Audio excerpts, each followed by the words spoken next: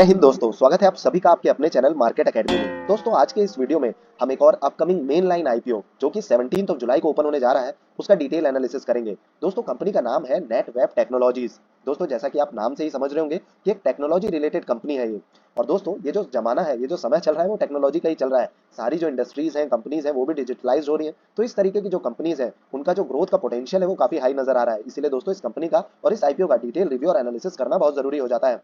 और इसीलिए फ्रेंड्स हम इस वीडियो में इस कंपनी की प्रोफाइल यानी कंपनी के कामकाज को डिटेल में समझेंगे कि आखिर ये कंपनी काम क्या करती है, क्योंकि टेक्नोलॉजी रिलेटेड कई सारी जो कंपनीज है वो इंडिया में लिस्टेड है। तो इसके भी कामकाज को सेपरेट अलग से समझना बहुत जरूरी हो जाता है। साथ ही इस आईपीओ से रिलेटेड सारी डिटेल्स को हम डिस्कस करेंगे। आईपीओ के टेंटेटिव टाइम टेबल को जानेंगे, प्रमोटर होल्डिंग को समझेंगे, आईपीओ के रिजर्वेशन और अपनी प्रोबेबिलिटी को आप कैसे बढ़ा सकते हैं आईपीओ में अलॉटमेंट के लिए, उसे भी जानेंगे। साथ ही दोस्तों सबसे जरूरी डेटा होता है कंपनी के फाइनेंशियल्स को चेक करना कि कंपनी फाइनेंशियली कितनी स्ट्रांग है या फिर वीक है। तो दोस्तों उसे भी चेक करेंगे, ऑब्जेक्ट्स ऑफ द इशू को जानेंगे, जिससे हमें पता लगेगा कि कंपनी आईपीओ से जो पैसा रेस करेगी उससे कंपनी काम क्या करने वाली है। साथ ही दोस्तों हम आईपीओ के इस आईपीओ से रिलेटेड जो बाकी इस सेक्टर को बिलोंग करने वाली कंपनीज हैं उनसे इसको पीयर कंपैरिजन कर बाकी डिटेल में समझेंगे कि इसका कामकाज बाकी कंपनी से कैसे अलग है। इसके फाइनेंशियल रेशियोज को डिस्कस करेंगे, profit after loss, balance sheets को चेक करेंगे। साथ ही दोस्तों स्ट्रेंथ और रिस्क को डिस्कस करना बहुत जरूरी हो जाता है कि क्या ऐसे फैक्टर्स हैं जो इसके लिए एज ए स्ट्रेंथ काम करेंगे, कौन से ऐसे फैक्टर्स हैं जो एज ए रिस्क कंपनी के साथ एसोसिएटेड है। साथ ही दोस्तों सारे ही आईपीओ के जो अभी करंट जीएमपी चल रहा है, ग्रे मार्केट प्रीमियम,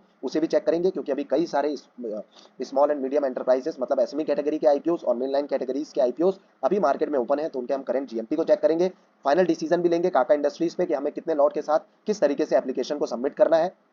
साथ ही दोस्तों चैनल के बारे में भी डिस्कस करेंगे कि इसमें हम क्या क्या चीजें कवर करते हैं। तो दोस्तों ये वीडियो काफी ज्यादा इंफॉर्मेटिव होने वाला है, तो प्लीज इसे लास्ट तक जरूर देखें। दोस्तों हो सकता है ये वीडियो थोड़ा सा लेंदी हो, क्योंकि अब इसमें हम इस आईपीओ से रिलेटेड बाकी और सारे जितने आईपीओस हैं उनका भी डिटेल रिव्यू और एनालिसिस करेंगे। तो दोस्तों हो सकता है 15-20 मिनट का ये वीडियो हो जाए, पर इस वीडियो को देखने के बाद आपको और किसी वीडियो को रिफर भी नहीं करना पड़ेगा। आपको सारी जो जानकारी है, जितनी महत्वपूर्ण जानकारी है, इसी वीडियो के थ्रू हम प्रोवाइड कराने की पूरी कोशिश करेंगे। तो दोस्तों वीडियो के साथ जरूर जुड़े रहें, पर उससे पहले दोस्तों हमारे इस चैनल को सब्सक्राइब करना, वीडियो को लाइक करना, वीडियो के लाइक करने से दोस्तों हमें काफी मोटिवेशन मिलता है।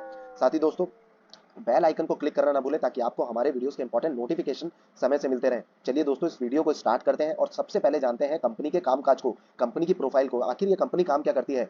So Netweb technologies is incorporated in 1999। Netweb technologies India limited provides high end computing solutions. अब दोस्तों इसमें कुछ हाई लेवल के जो कह सकते हैं आपकी जो वर्ड्स हैं, वो टर्म्स हैं, वो इस्तेमाल हुए, पर जब आप पूरे इस वीडियो को देखेंगे तो आप कंपनी के कामकाज को अच्छे से समझ जाएंगे। अभी के हिसाब से अगर हम देखें तो high end computing solutions company provide कराती है। अब इसमें क्या क्या चीजें आती हैं, तो इसमें आता है high performance computing and super computing systems. दोस्तों टेक्नोलॉजी इतनी ज़्यादा एडवांस हो गई है कि अगर आप नॉर्मल एक लैपी लेते हैं तो उसमें भी आपको रैम रोम बढ़ाना पड़ता है समय के हिसाब से, स्टोरेज इतना ज़्यादा लगता है आजकल। तो इसीलिए दोस्तों सुपर कंप्यूटर्स की डिमांड बढ़ रही है, और ये जो कंपनी है वो मैन्युफैक्चर करती है सुपर कंप्यूटर्स को, और साथ ही वर्ल्ड की 500 टॉप मोस्ट कंपनीज में इसका नाम दर्ज है सुपर कंप्यूटर की मैन्युफैक्चरिंग में। तो ये कंपनी का एक बहुत ही एक अलग सा आप कह सकते हैं कि कामकाज है। साथ ही private cloud and hyper converged infrastructure and AI system and enterprise work station, AI related दोस्तों जितनी भी कंपनी है आर्टिफिशियल इंटेलिजेंस रिलेटेड, वो अभी वैसे भी धमाल मचा रही है। बाकी जितनी भी आईटी रिलेटेड कंपनी है रिसेशन की वजह से वो अभी कंसोलिडेट करते हुए नजर आ रही है, लेकिन आप सेक्सॉफ्ट जैसी जो एआई रिलेटेड कंपनी उन्हें देखेंगे तो पिछले कुछ ही समय में, पिछले 6 से 8 महीनों में ही 200% के रिटर्न दिए। मेरे खुद के भी पोर्टफोलियो में सेक्सॉफ्ट है, ये कोई एक स्टॉक टिप नहीं है, मैं सिर्फ ये बता रहा हूँ कि एआई रिलेटेड कंपनी कितना अच्छा परफॉर्म कर रही है। तो दोस्तों ये भी एआई बेसिस पे काम करती है। साथ ही high performance storage solutions provide कराती है, डेटा सेंटर सर्वर्स प्रोवाइड कराती है, साथ ही software and services for our HSC offering. और एचएससी क्या था दोस्तों, high end computing solutions provide कराना। And Netweb technologies designs, manufactures and deploys HSC comprises proprietary middleware solutions and end user utilities, pre-compiled application stack. It develops homegrown compute storage technologies, deploys supercomputing infrastructure to meet raising compo- computational demands of business, academia, research organizations, particularly under Indian national supercomputing missions. Two of the company's supercomputers has been listed 10 times in the world top 500 computers. तो दोस्तों ये भी काफी positive point है। साथ ही as of February 28, 2023, company has undertaken installation of over 300 supercomputing systems, over 50 private cloud and HSC installations, over 4,000 accelerator GPU-based AI system and enterprise workstation and HPS solutions with throughput storage of up to 450 GB पर second. तो दोस्तों काफ़ी एक speed से काम करने के लिए, तेज़ी से काम करने के लिए जो टेक्नोलॉजी की ज़रूरत होती है, जिस तरीके के कंप्यूटर्स की, सुपर कंप्यूटर्स की ज़रूरत होती है, उसकी मैन्युफैक्चरिंग का काम करना, साथ ही क्लाउड रिलेटेड जो काम होता है आईटी सेक्टर में, क्लाउड प्रोवाइड करना, वो स्टोरेज प्रोवाइड करना ऑनलाइन, उस तरीके का कुछ कामकाज कंपनी का निकल करके आ रहा है। और इस तरीके की जो कंपनी है, जो बिजनेस मॉडल अभी तक देखने को मिला है, इसका जो ग्रोथ पोटेंशियल है वो काफ़ी ज़्यादा हाई है। तो काफ़ी बढ़िया अभी तक बिजनेस मॉडल कंपनी का नजर आया है। And Netweb technology caters to mark customers across various end user industries such as information technology enabled services, entertainment and media, banking, financial services and insurance, BFSI होता है दोस्तों, banking services and insurance, and national data centers and government entities including the defense sector, education and research development institute such as Indian Institute of Technology Jammu, IIT Kanpur, और इस तरीके की काफी सारी industries और सेक्टर्स को कंपनी कैटर करती है। अब दोस्तों अगर कोई एक आईटी सेक्टर की पर्टिकुलरली कंपनी है, तो अगर वो टेक्नोलॉजी बेसिस पे डिजिटलाइज करती है किसी सेक्टर को, तो दोस्तों इसको अगर आप देखें कि ये इंटरटेनमेंट सेक्टर को, मीडिया सेक्टर को, बैंकिंग सेक्टर को, फाइनेंशियल एंड इंश्योरेंस सेक्टर को अपनी जो फैसिलिटीज है वो प्रोवाइड कराती है। तो मान के चलिए अगर इंटरटेनमेंट सेक्टर में पर्टिकुलरली कोई दिक्कत चल रही है, वो अभी थोड़ा सा अच्छा सा परफॉर्म करते हुए नजर नहीं आ रहा, तो बाकी सेक्टर्स के थ्रू काफी अच्छा रेवेन्यू जनरेट हो सकता है। तो एक डाइवर्सिफाइड फोलियो होना बहुत जरूरी हो जाता है। इसीलिए दोस्तों आप जब पोर्टफोलियो भी बनाते हैं तो उसमें भी कहा जाता है कि डाइवर्सिफिकेशन का एक बहुत ही महत्वपूर्ण रोल होता है। तो इसी तरीके से अगर ये कंपनी इतने सारे सेक्टर्स को कैटर करती है, जिसमें सबसे जो इंपॉर्टेंट पॉइंट है कि गवर्नमेंट की काफी सारी एंटिटीज इसमें इंक्लूड है, जैसे कि डिफेंस सेक्टर है, एजुकेशन है, रिसर्च एंड डेवलपमेंट है, तो ये इस जो कंपनी है उसके काम काज को काफी स्टेबल बनाती है, रेवेन्यू को काफी स्टेबल बनाती है। तो ये भी काफी पॉजिटिव पॉइंट है। And the company also caters to Indian government space research organization and R&D organization of Ministry of Electronics and Information Technology, Government of India, which involves in carrying out R&D in information technology and electronics and associated areas including supercomputing। तो दोस्तों जैसा कि आप देख सकते हैं कि R&D related ये जो काम करती है, रिसर्च एंड डेवलपमेंट, तो ये फैसिलिटीज जो है ये इंडियन गवर्नमेंट को स्पेस एंड रिसर्च में भी, साथ ही ministry of electronic and information technology में भी प्रोवाइड कराती है। तो दोस्तों इस तरीके का कुछ कंपनी का कामकाज निकल करके आ रहा है। कामकाज को और समझने के लिए हम पहले कंपनी की वेबसाइट को विजिट कर लेते हैं। इसमें अगर हम प्रोडक्ट में जाए तो जैसा कि आप देख सकते हैं कि डेटा सेंटर सर्वर्स प्रोवाइड कराना, AI system and work station, private cloud HCI, high performance storage and HSP systems provide कराती है। सॉल्यूशंस की अगर हम बात करें तो सबसे जरूरी जो सॉल्यूशंस अभी प्रोवाइड कराने वाली जो कंपनी है, वो सारे के सारे एआई और बिग डेटा पे बहुत ज्यादा फोकस कर रही है, और ये भी कंपनी एआई और बिग डेटा पे फोकस कर रही है। अब ये एआई एंड बिग डेटा क्या है, तो Netweb designs from ground up to data and intensive applications with high performance computing. दोस्तों high performance computing and analytics and AI पे काफी ज्यादा एक बेसिस होता है, जो कामकाज होता है वो आईटी का डिपेंड करता है। तो इस पे अगर कोई कंपनी काम कर रही है तो वो काफी पॉजिटिव पॉइंट है। And we have purpose built servers and work station that are adopted to be faster, simpler and scalable to give cutting edge along with unified storage solutions delivering on the one of the best in class stability, performance and availability। तो दोस्तों इस तरीके का AI and big data पे company काम करती है, साथ ही सॉल्यूशंस प्रोवाइड कराती है, HPC related, cloud storage related, Kubernetes एक कोई नया नाम है तो मैं भी चलिए इसको और डिटेल में डिस्कस कर लेते हैं कि ये क्या किस तरीके की चीज होती है। तो Tyrone container platform automates the time consuming task involved in managing containers and micro services for deployment and management to scheduling and scaling. तो दोस्तों जो माइक्रो सर्विसेज होती हैं उनका डिप्लॉयमेंट किया जाता है। अगर आप किसी ऐप को यूज करते हैं तो ऐप में जो भी फीचर्स पड़े हुए हैं, जो सारा कामकाज होता है, जो वो पूरा प्लेटफॉर्म्स है, जो एपीआई होता है, एप्लीकेशन परफॉर्मेंस इंटरफेस, तो जो इंटरफेस आप यूज कर रहे हैं उसके लिए काफी सारा डिप्लॉयमेंट किया जाता है। तो उसको ईजियर बनाना, उसको फास्टर बनाना, इस तरीके का जो कामकाज है वो होता है थायरॉन कंटेनर प्लेटफॉर्म एक ये प्रोवाइड कराते हैं, जो कि पूरा का पूरा ऑटोमेट है और उसी को एक कुबरनेट्स कह रहे हैं। तो इस तरीके के सॉल्यूशंस प्रोवाइड कराते हैं जो कि आईटी के फील्ड के लिए काफी बढ़िया सॉल्यूशंस है। आईटी रिलेटेड या सीएस रिलेटेड जो स्टूडेंट्स होंगे वो इसको और भी अच्छे से डिटेल में समझ पा रहे होंगे। तो दोस्तों इस तरीके के कुछ सॉल्यूशंस प्रोवाइड कराना, सर्विसेज प्रोवाइड कराना एंड प्रोडक्ट्स कंपनी के हैं, जो कि काफी बढ़िया नजर आ रहा है। और टेक्नोलॉजी ड्रिवन ये कंपनी है, तो टेक्नोलॉजी की तो अभी डिमांड एकदम सबसे आगे है। तो दोस्तों ये कंपनी का कामकाज ओवरऑल काफी बढ़िया नजर आ रहा है। अब चलिए आईपीओ से रिलेटेड बाकी डिटेल्स को भी डिस्कस कर लेते हैं। आईपीओ की डेट की हम बात करें तो 17 जुलाई को आईपीओ ओपन होने वाला है, 19 जुलाई को इसकी क्लोजिंग रहने वाली है। दोस्तों फेस वैल्यू 2 रुपए पर शेयर की डिसाइड की गई है, पर अभी प्राइस में डिसाइड नहीं किया गया, इसीलिए हम पी रेशियो के आधार पर ये नहीं कह सकते कि किस वैल्यूएशन पे कंपनी अपने आईपीओ को लेकर के आई है। पर 206 करोड़ का 206 करोड़ का ये पूरा इशू रहने वाला है दोस्तों, जो कि जिसमें ऑफर फॉर सेल भी है और फ्रेश इशू भी है। साथ ही दोस्तों क्यूआईबीज के कोटा की बात की जाए तो 50% का जो कोटा इस आईपीओ में क्यूआईबीज के लिए रिजर्व किया गया है, 15% का एचएनआईज के लिए रिजर्व किया गया है, रिटेल कैटेगरी के लिए 35% का जो कोटा है वो रिजर्व किया गया है, जो कि स्टैंडर्ड नॉर्म्स के हिसाब से ही है। साथ ही ओपनिंग जैसा कि हमने देखा 17 जुलाई को रहेगी, क्लोजिंग 19 जुलाई को रहेगी। अलॉटमेंट की जानकारी आपको लगेगी 24 जुलाई को। अगर आपको अलॉटमेंट नहीं मिलता तो आपके पैसे 25 जुलाई को आपको रिफंड कर दिए जाएंगे। अगर आपको अलॉटमेंट मिल जाता है तो दोस्तों 26 जुलाई को आपके शेयर्स आपके डीमेट अकाउंट में क्रेडिट कर दिए जाएंगे। इसकी जो लिस्टिंग है वो 27 जुलाई को रहने वाली है। वहीं कट ऑफ टाइम जो है वो 5 बजे तक, आप 19 जुलाई की डेट तक आप अपनी एप्लीकेशन को सबमिट कर सकते हैं। प्री इशू में जो शेयर होल्डिंग थी वो 94.89% की रहने वाली है। अब दोस्तों सबसे इंपॉर्टेंट डेटा जो होता है वो है कंपनी के फाइनेंशियल्स को चेक करना। तो चलिए इसे भी चेक कर लेते हैं। अगर हम टोटल एसेट्स की बात करें तो साल 2020 से साल 2023 तक आप देखें कि कंटिन्यूअसली टोटल एसेट्स बढ़ते हुए नजर आए हैं, जो कि काफी एक बढ़िया पॉइंट है। कंसिस्टेंटली अपने रिवेन्यू को भी कंपनी बढ़ाती हुई नजर आई है। 157 करोड़ का था, 144 करोड़ का हुआ, थोड़ा सा डाउनफॉल देखने को मिला, लेकिन उसके बाद ऑलमोस्ट दोगुना होकर के 247 करोड़ का हुआ। उसके बाद अभी ये करेंटली 445 करोड़ का रिवेन्यू जनरेट किया था कंपनी ने साल 2023 में। प्रॉफिट आफ्टर टैक्स की बात करें तो प्रॉफिट आफ्टर टैक्स भी बढ़ता हुआ नजर आया है। 3.91 करोड़ का था, अभी बढ़कर के 46.94 करोड़ का हो गया साल 2023 में। नेटवर्क की बात करें तो नेटवर्क भी कंसिस्टेंटली बढ़ता हुआ नजर आ रहा है। रिजर्व एंड सरप्लस भी कंपनी ने बढ़ाए हैं। साथ ही अगर टोटल डेट या फिर बोरोइंग की हम बात करें तो डेट भी कंपनी के पास बहुत ज्यादा नहीं है। जिस हिसाब से टोटल एसेट्स और रेवेन्यू कंपनी जनरेट कर रही है तो डेट भी कंपनी के पास बहुत ही कम है, 35.60 करोड़ का है। तो ये भी कोई बहुत बड़ा कंसर्न वाला फैक्टर नहीं रहने वाला है। तो ओवरऑल कंपनी के फाइनेंशियल्स काफी स्ट्रॉन्ग नजर आ रहे हैं। ऑब्जेक्ट ऑफ द इशू की बात करें कि कंपनी आईपीओ के थ्रू जो पैसा रेस करेगी उससे कंपनी काम क्या करने वाली है, तो चलिए इसे भी डिस्कस कर लेते हैं। तो कंपनी ने जो पॉइंट दिया उसमें सबसे पहला पॉइंट है funding capital expenditure requirements for civil construction of a building for surface mount technology line and interior development and purchase of equipment machinery for new SMT production line and funding long term working capital requirements and repayment and prepayment in full or in part of certain outstanding borrowings। तो दोस्तों जो borrowing already company के पास है, जो date है, उसे भी company चुकाना चाह रही है, जो कि काफी बढ़िया पॉइंट है। कंपनी और भी ज्यादा अपने फंडामेंटल्स और फाइनेंशियल्स को सुधारने के लिए फोकस्ड है। एंड फोर्थ पॉइंट जो कंपनी ने दिया वो है जनरल कॉर्पोरेट पर्पसेस। और दोस्तों मेंबर्स वगैरह भी सब्सक्राइब के लिए ही कह रहे हैं, तो काफी अच्छा अभी तक कंपनी का रिव्यू भी ओवरऑल निकल करके आ रहा है। चलिए अब कंपनी से रिलेटेड बाकी चीजों को भी डिस्कस कर लेते हैं। तो अगर हम रिवेन्यू की बात करें तो जैसा कि आप देख सकते हैं कि साल 2020 से साल 2022 तक कंटिन्यूअसली बढ़ा है। एबिटा बढ़ता हुआ नजर आया है। प्रॉफिट आफ्टर टैक्स भी कंपनी का बढ़ता हुआ नजर आ रहा है। वहीं दोस्तों टोटल एसेट्स भी कंपनी ने लगातार बढ़ाए हैं। लाइबिलिटीज भी थोड़ी सी बढ़ती हुई नजर आई है। अब दोस्तों स्ट्रेंथ और रिस्क को भी डिस्कस कर लेते हैं, क्योंकि ये भी एक बहुत ही इंपॉर्टेंट और बहुत ही महत्वपूर्ण डेटा होता है।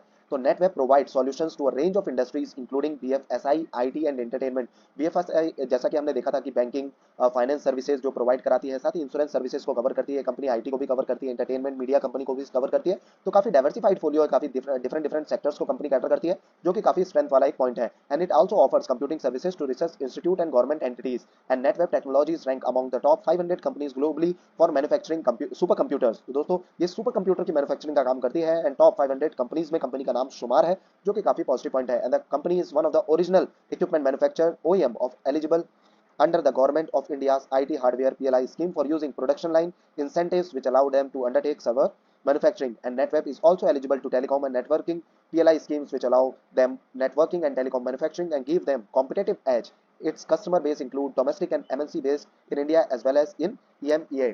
तो दोस्तों कंपनी के जो काफी सारी जो पीएलआई स्कीम्स हैं उसके लिए भी कंपनी रजिस्टर्ड है। तो ये भी काफी पॉजिटिव पॉइंट है कि कंपनी के पास ग्रोथ के लिए काफी गवर्नमेंट का भी सपोर्ट है।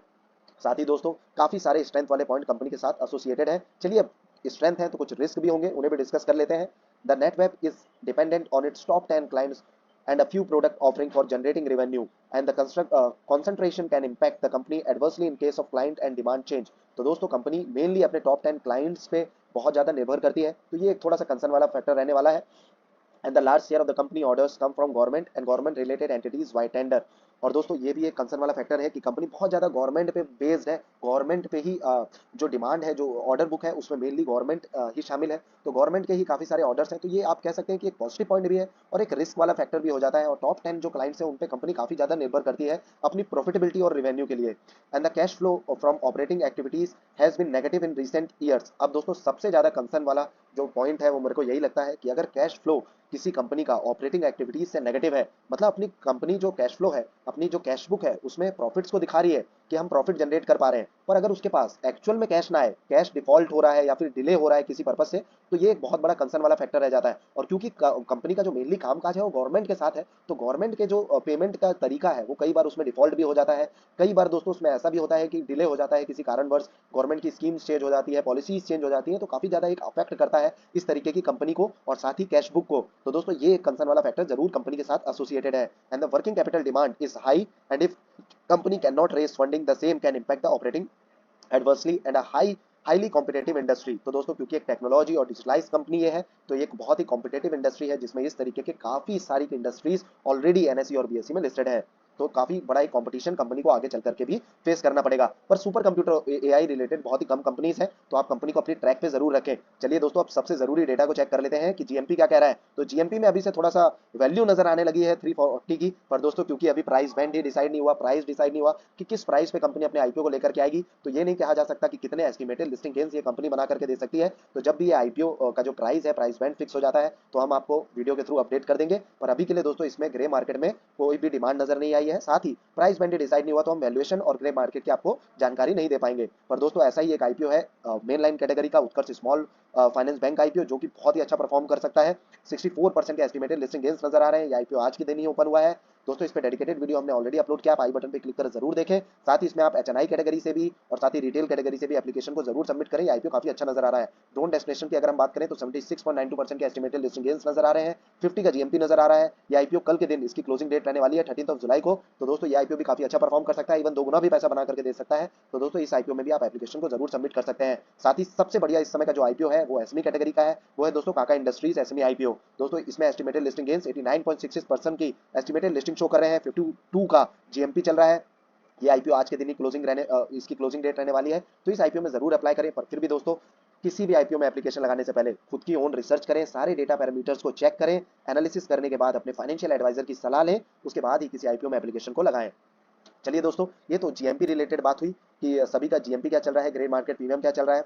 दोस्तों थोड़ा सा हम अपने आपको चैनल के बारे में भी बता देते हैं। तो हम अपने चैनल में अलग अलग प्लेलिस्ट के थ्रू आपको सारी ही चीजें, चाहे वो आईपीओ रिलेटेड सारा डिस्कशन हो, कौन से आईपीओज आ रहे हैं, कौन से इवेंट्स चल रहे हैं मार्केट में, किसका रिजल्ट आया है, सब कुछ एकदम ब्रीफ में समराइज करके बहुत ही आसान लैंग्वेज में बताते हैं। तो आप चैनल को जरूर सब्सक्राइब करें। साथ ही हमने अभी लेटेस्ट 3 रिवोल्यूशनरी बुक्स जो आप कह सकते हैं, जो कि लाइफ चेंजिंग बुक्स हैं, rich dad poor dad, the intelligent investor. तो दोस्तों इस तरीके की बुक की समरी भी डाली है, तो आप उन्हें भी चेकआउट कर सकते हैं इस प्लेलिस्ट को चेक करके। साथ ही दोस्तों हम ऑप्शन रिलेटेड ट्रेडिंग किस तरीके से की जाती है उसको बेसिक में हमने सिखाया है। निफ्टी वीकली व्यू देते हैं। आईपीओ के एनालिसिस तो हम डिटेल में करते हैं। आप देख सकते हैं कि हमने सारे ही आईपीओस पे अपने वीडियोस को बनाया हुआ है, आप प्लेलिस्ट को जरूर चेक कर सकते हैं। साथ ही दोस्तों सेक्टर वाइज एनालिसिस, टेक्निकल और फंडामेंटल एनालिसिस। अब दोस्तों 2 मिनट का आपका समय और लूंगा। कई सारे लोग ऐसे हैं जो डायरेक्टली कमेंट्स में ये भेजते हैं कि आप स्टॉक टिप्स दीजिए, स्टॉक बताइए कि किस में हमें बाय करना है, वो 2 गुना हो जाए तो उनका प्रॉफिट हो जाए। दोस्तों अगर कोई स्टॉक मैं आपको रिकमेंड कर दूं, 4-5 ऐसे स्टॉक बता दूं, क्या पता कोई स्टॉक 2 गुना हो जाए, क्या पता कोई स्टॉक आधा हो जाए, तो उससे काम नहीं बनता। काम बनता है फंडामेंटल एनालिसिस। अगर आपको आती है तो आप ऑलरेडी फंडामेंटली जो स्ट्रॉन्ग स्टॉक्स हैं उनको खुद ही पिकअप कर सकते हैं। तो दोस्तों इस तरीके की हमने ऑलरेडी एक प्लेलिस्ट कवर की हुई है जिसमें हमने फंडामेंटल एनालिसिस को डिटेल में और बहुत ही सिंपल लैंग्वेज में समझाया है। तो आप इस प्लेलिस्ट को जरूर चेक करें। सैटरडे संडे या फिर वीकेंड के किसी दिन को डिसाइड करें, उस दिन कॉपी पेन लेकर के बैठे, इस प्लेलिस्ट को चेक करें। उसके बाद आपको किसी से स्टॉक टिप लेने की जरूरत नहीं पड़ेगी, बहुत ज्यादा इससे रिलेटेड वीडियोस देखने की जरूरत नहीं पड़ेगी। आप खुद ही अपने स्टॉक को चूज कर सकते हैं। उसके बाद थोड़ा सा समय तो आपको देना पड़ेगा। अगर आपको पैसा मार्केट में बनाना है, मार्केट से बनाना है, तो आपको समय देना पड़ेगा। ऐसा नहीं है कि सिर्फ स्टॉक टिप के बेसिस पे आप किसी स्टॉक से बहुत ज्यादा रिवेन्यू जनरेट कर लें। साथ ही दोस्तों एसएमई और मेनलाइन आईपीओ के बारे में भी आपको एक जरूरी डेटा बता देता हूं कि एसएमई आईपीओ में 1 लाख से ऊपर का अमाउंट लगता है। तो अगर आपके पास 1-2 लाख रुपए ही है तो आप एसएमई आईपीओ में कभी भी एप्लीकेशन को ना लगाएं। आप मेनलाइन आईपीओ में, जैसा कि अभी आप देख सकते हैं कि उत्कर्ष स्मॉल फाइनेंस बैंक का आईपीओ अभी ओपन है, मेनलाइन कैटेगरी का आईपीओ, इसमें 15,000 के आसपास का अमाउंट लगना है। तो आप 15,000 का डिफरेंट पैन कार्ड होल्डर्स के डीमैट अकाउंट से एप्लीकेशन को सबमिट करें, तो उससे आपकी प्रोबेबिलिटी भी बढ़ जाएगी। क्या पता आपको एक आध लॉट मिल जाए तो आपके पैसे भी बनेंगे। ऐसा नहीं कि आप लगातार एसएमई आईपीओ में ही लगा रहे हैं। उसमें क्या है, जो सब्सक्रिप्शन है वो भी काफी ज्यादा मैसिव होता है, तो उसमें अलॉटमेंट के चांसेस भी कम हो जाते हैं। चलिए इसके लिए आपको सब्सक्रिप्शन के स्टेटस को भी चेक करवा देते हैं। तो अगर ड्रोन डेस्टिनेशन की हम बात करें, ड्रोन डेस्टिनेशन आईपीओ को चलिए चेक कर लेते हैं। 1 मिनट दीजिएगा दोस्तों बस।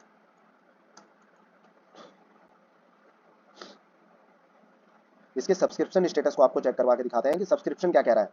तो आप देख सकते हैं कि 141.89 टाइम्स ये अभी से ओवर सब्सक्राइब हो गया, इतने टाइम्स ओवर सब्सक्राइब हुआ है। और इसके लिए कल का दिन भी बाकी है, तो ये मान के चलिए 200 या 300 गुना भर जाता है। तो 200 या 300 में एक को ये चांस मिलने वाला है, एक बंदे को ही इसका जो अलॉटमेंट है वो मिलेगा। इसमें पैसा जरूर बनेगा, ऐसा नहीं कि पैसा नहीं बनेगा, लेकिन आप 1-2 लाख रुपए लगातार लगाते रहते हैं और आपको अलॉटमेंट नहीं मिलता है, तो इससे बढ़िया ऐसा है कि आप मेनलाइन कैटेगरी के आईपीओ में एप्लीकेशन को सबमिट करें, डिफरेंट पैन कार्ड होल्डर्स के डिफरेंट डीमैट अकाउंट से लगाएं। साथ ही जो बाकी बचा हुआ पैसा है उसको इस तरीके की सीरीज से पढ़ाई करके, प्लेलिस्ट को जान करके, फंडामेंटल एनालिसिस सीख करके अच्छे स्टॉक्स को चुने। निफ्टी अभी ऑल टाइम हाई पे चल रहा है, वहां से आपको पैसा जरूर मिलेगा। थोड़ा सा आप समय देंगे तो पैसा जरूर बन करके मिलेगा। तो दोस्तों इस बात को भी आप अपने ध्यान पे जरूर रखें। साथ ही अगर आपके पास काफी ज्यादा पैसा है, 5-10 लाख रुपए से ज्यादा आपके पास ऑलरेडी पड़ा हुआ है, सेविंग्स में है, तो आप जरूर एसएमई आईपीओ में एप्लीकेशन को लगाएं। इसमें काफी मोटा पैसा बनता है। धन्यवाद दोस्तों, जय हिंद।